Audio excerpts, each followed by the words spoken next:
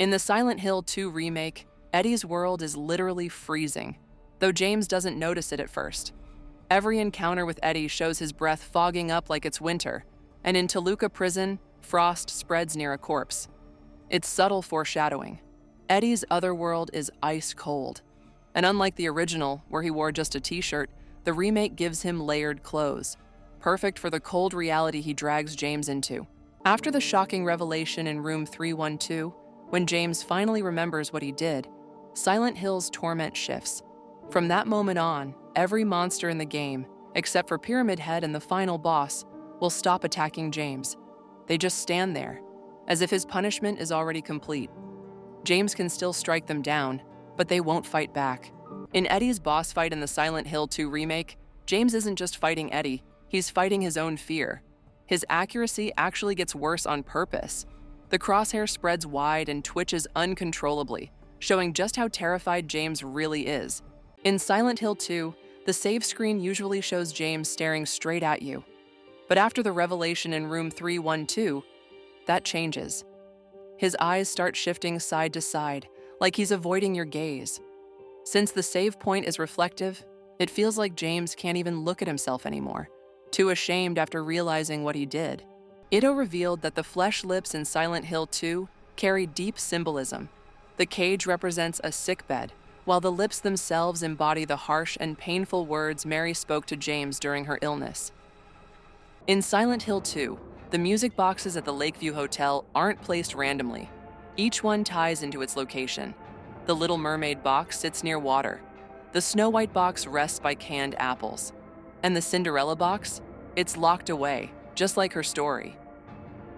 When James first steps into the Lakeview Hotel in Silent Hill 2, it looks pristine, almost welcoming. But according to one of the creators, that's just the town's illusion. In reality, the hotel is already decayed and flooded. The magic of Silent Hill is just making James see what it wants him to. In Silent Hill 2, James finds a handgun sitting in a shopping cart inside the apartments. This wasn't random. It was the developers' subtle commentary on how easy it is to get firearms in the United States. Debate still rages over how to interpret James Sunderland. Some view him as a tragic figure who ended his wife's suffering out of compassion, while others see him as a selfish man who did what he did to her to free himself. Interestingly, it's not just the fans who are divided. James himself seems uncertain, and his motives shift depending on the ending you receive. Early plans for Silent Hill 2 had James with a split personality called Joseph, mirroring Mary Maria and referencing Jack the Ripper's victims. Red plays a major symbolic role in Silent Hill 2, representing James's repressed truths.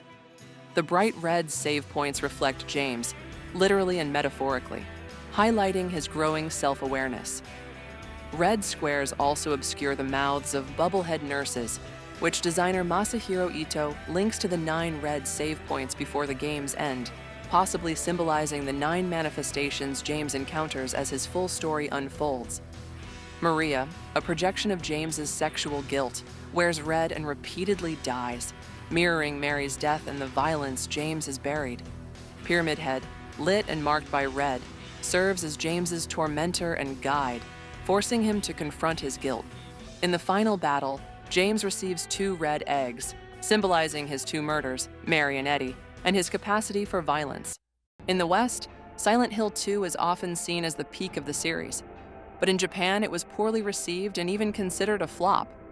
Many Japanese fans expected a direct sequel to the first game, not what they saw as a loosely connected spin-off. Conversely, Silent Hill 3 was better received in Japan due to its stronger ties to the original. In the West, however, it got a more lukewarm reception, as the storyline involving the cult was viewed as one of the series' less compelling elements.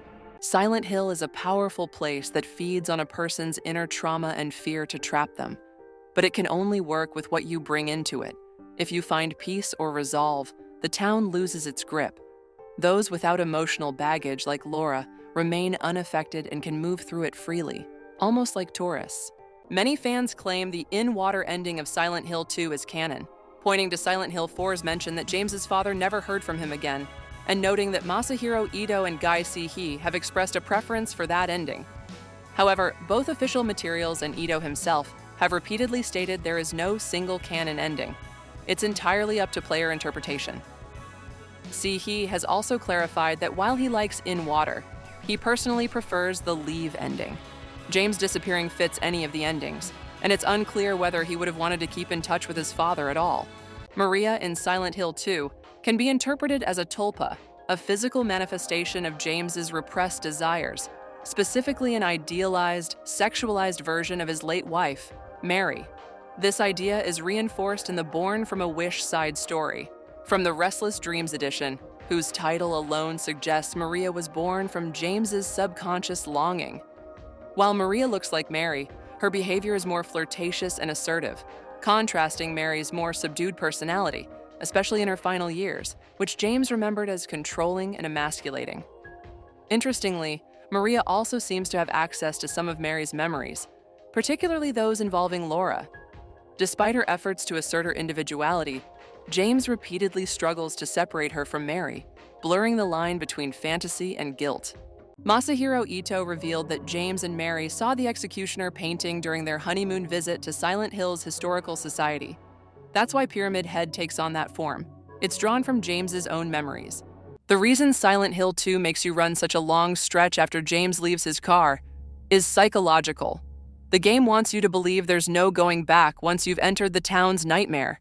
At the same time, that long run is a clever way to get players comfortable with those classic tank controls before the real horror begins. Fans think the two rings James finds, the lead and copper rings, along with the scarlet and rusted eggs, represent Mary and Maria. One is flawless and pristine, while the other is warped and imperfect, symbolizing the contrast between them. Room 312 in Silent Hill 2, where James watches the videotape, is the only room in the entire game bathed in light, a stark contrast to the darkness that haunts every other corner, hinting that what he's about to see will illuminate the truth and his guilt. One of Silent Hill 2's creators revealed that Pyramid Head represents another version of James. While many believe his purpose is punishment, he also acts as a guide. James wouldn't have found the apartment key without hiding from him in the closet.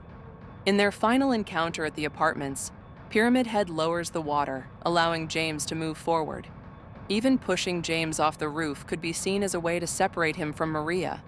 And by repeatedly hurting Maria, Pyramid Head forces James to finally confront his trauma and let go. In Silent Hill 2's original concept, the nurses were going to look completely different. Instead of their iconic design, they would have had balloon-like heads filled with liquid that burst when shot. And instead of knives or pipes, they were planned to attack players with IV stands. The creature designer for Silent Hill revealed that Pyramid Head's design symbolizes constant suffering. That heavy, angular casing on his head, it's meant to represent the idea of always being in pain. One of Silent Hill 2's creators revealed something shocking. Eddie never actually killed anyone. If that's true, then the fridge corpse in the apartments and the body in the prison aren't real at all. They're just manifestations of James's mind. Ito confirmed that the similarities between the closer in Silent Hill 3 and the Mandarin from Silent Hill 2 don't actually have any deeper meaning. He explained that he simply felt the Mandarin was underrated, so he carried its design over into Silent Hill 3. That said, the choice also hints that Silent Hill's power isn't shaped only by the people. It suggests the town itself plays a role in creating its monsters. In Silent Hill 3, the Book of Lost Memories reveals a dark truth about the missionary boss. What Heather sees as a monster is actually a human, transformed by Claudia and twisted in Heather's eyes into something horrifying. Silent Hill 3 was originally planned as a rail shooter, according to art director Masahiro Ito. Though that idea was scrapped, a real rail shooter, Silent Hill the Arcade, was eventually released 4 years later. Silent Hill 3 explores the fears of teenage and young adult women, following the thematic evolution from childhood fears in the first game and adult guilt in the second. Many of the enemies invade Heather's personal space or evoke discomfort, while environments like malls, subways, and hospitals reflect spaces where women often feel unsafe or objectified. The central plot revolves around her unknowingly carrying the cult's god, tying into themes of bodily autonomy, identity, and forced responsibility. Alongside horror, the game also delves into love, growing up, and familial bonds. Heather's normal upbringing under Harry contrasts with Claudia's abuse by her father, Leonard, and even Vincent is disturbed by their relationship. Douglas adds another layer, burdened by guilt over his own son's tragic path. There was a cut detail from Silent Hill 3's ending. After defeating God and mourning her father, Heather begins to walk away, but then briefly looks back with a troubled expression. Originally, this was meant to be in response to a baby's cry, hinting that God had been reborn into another host. Although the cry was removed from the final version, developers have confirmed that Heather still hears it internally, which explains her reaction. However, this plot thread was never followed up, making it an unresolved arc. In Silent Hill 4, Andrew once dismissed the cult as nothing more than mumbo-jumbo when speaking to Henry. But after his death, in Walter's twisted reality, his ghost is seen happily singing their scriptures, a chilling detail that shows just how much Walter's own mind is controlling him. Walter, the main antagonist of Silent Hill 4, embodies the theme of isolation. Abandoned as an infant, raised in a bleak orphanage, imprisoned in a remote water prison, and later left to live homeless, his life was marked by relentless loneliness. His desperate need for connection drives him to perform the 21 Sacraments, a twisted ritual meant to bring Room 302, the only place he ever felt at home, to life. Each of the main other worlds in Silent Hill 4 reflects isolation. Empty subways, abandoned forests, a remote lake prison, desolate city streets, and eerie hospitals. These places also symbolize Walter's personal trauma and the moments he felt most abandoned by society. The subway recalls being mocked by girls over his appearance. The forest represents his bleak upbringing at Wish House. The prison mirrors his time in cult captivity. The city reflects his years of homelessness, and the hospital marks his final break from humanity as he began the 21 Sacraments. The steel pipe weapon was initially meant to be under the collapsed overpass in Old Silent Hill, but was moved to the alley to avoid being overlooked. Hidden in Silent Hill's files is a catalog of unused monsters, complete with models, textures, and animations, including a large butterfly, a manta ray-like creature, possibly aquatic, a headless split frog-like creature, a dog-monkey hybrid with massive claws, a headless ostrich made of fleshy material, a small snake-like creature with a thrashing tongue, a giant plucked chicken-like monster, likely a boss, larval stalkers with detailed textures resembling deformed infants. Harry and Cheryl were originally going to be named Humbert and Dolores, referencing the main characters from Lolita. There was originally a second playable character, possibly Sybil, as certain in-game objects trigger Harry's remark, "I can't use this right now," suggesting they were intended for her. Alessa was originally named Asia, after Asia Argento, while Dahlia was named after her mother, Daria Nicolodi, making it a scrapped, meaningful name.